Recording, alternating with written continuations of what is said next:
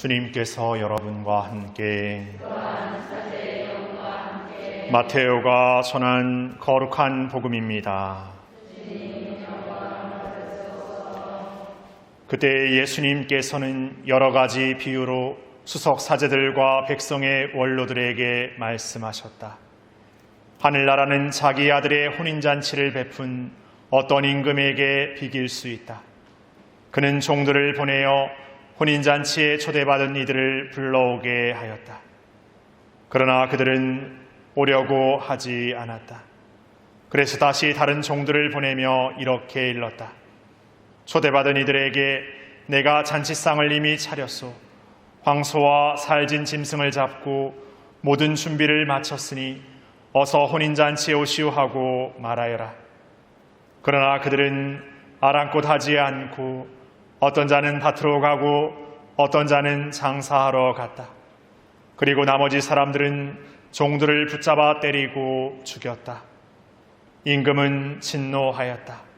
그래서 군대를 보내어 그 살인자들을 없애고 그들의 고을을 불살라 버렸다. 그러고 나서 종들에게 말하였다. 혼인잔치는 준비되었는데 초대받은 자들은 마땅하지 않구나. 그러니 고을 어기로 가서 아무나 만나는 대로 잔치에 불러오너라. 그래서 그 종들은 거리에 나가 악한 사람, 선한 사람 할 것 없이 만나는 대로 데려왔다. 잔치방은 손님들로 가득 찼다. 임금이 손님들을 둘러보려고 들어왔다가 혼인 예복을 입지 않은 사람 하나를 보고 친구여, 그대는 혼인 예복도 갖추지 않고 어떻게 여기 들어왔나 하고 물으니 그는 아무 말도 하지 못하였다. 그러자 임금이 하인들에게 말하였다. 이자의 손과 발을 묶어서 바깥 어둠 속으로 내던져 버려라.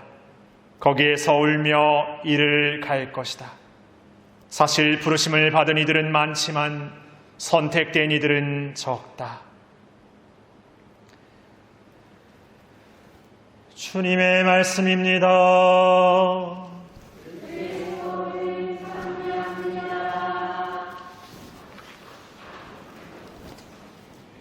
참 예수님, 비가 오고 나니까 날씨가 많이 이렇게 누그러진 것 같습니다. 그래도 더우십니까? 지난주 막 더웠을 때를 막 상상해 보십시오.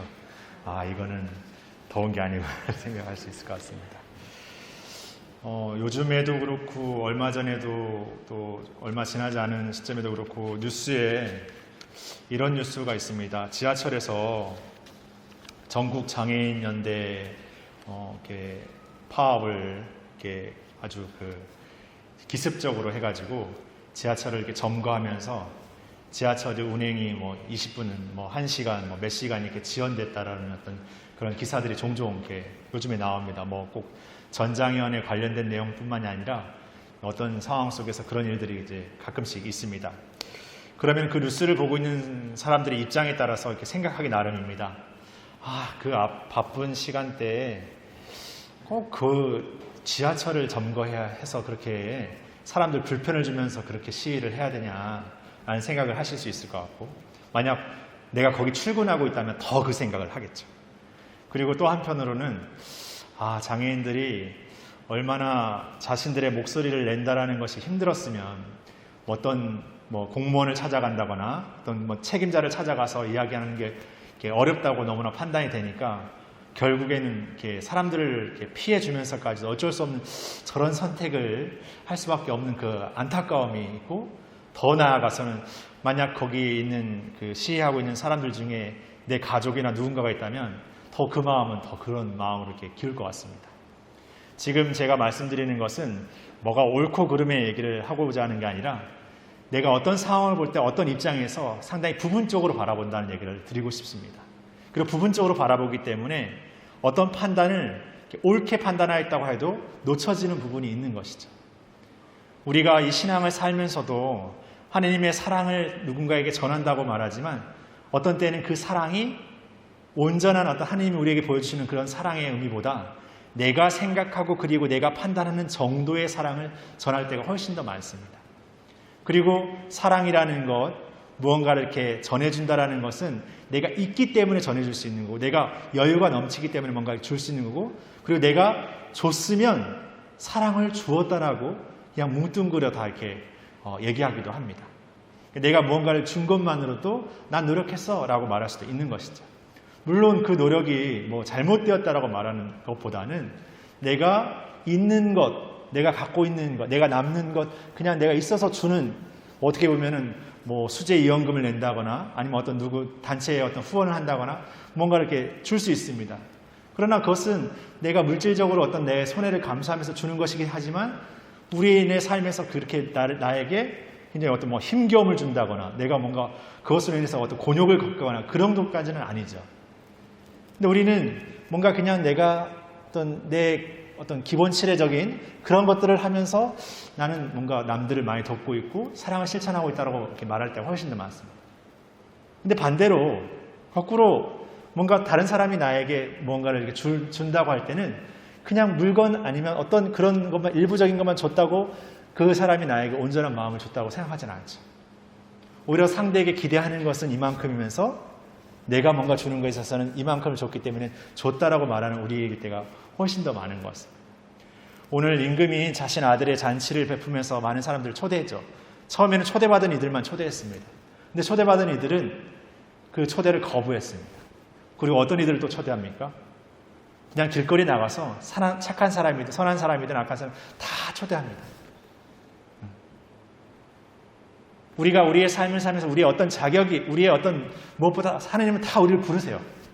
그리고 우리가 부르심을 받은 우리가 부르심에 합당한 삶으로 살아가도록 또 초대하십니다.